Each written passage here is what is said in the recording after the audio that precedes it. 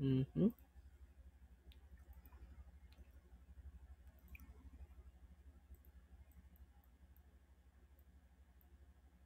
Guess the movie by song.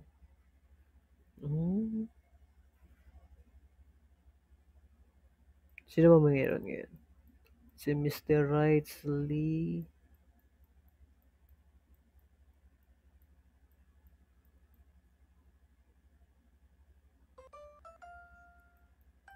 Yan na, mayroon pa pala siya. Toka-chan. Uy, 37 si Toka-chan, oh.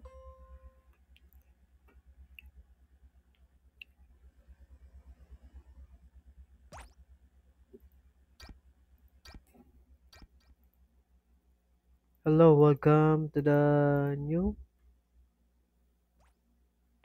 Korean guy. Sorry, I cannot read your name.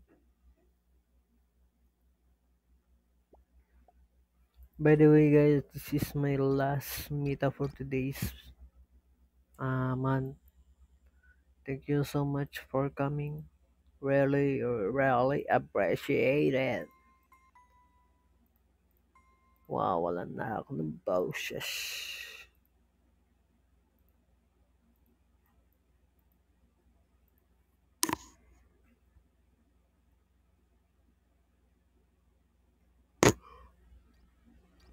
Uy.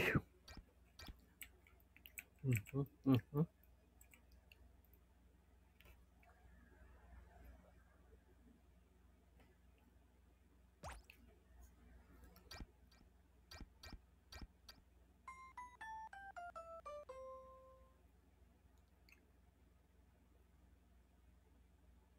Ano yun? Ay, yung conclusion pala. Yun na lang siguro.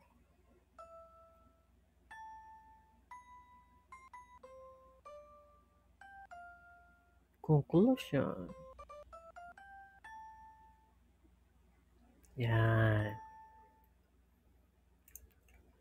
Conclusion guys, ang ano natin ng mindfulness.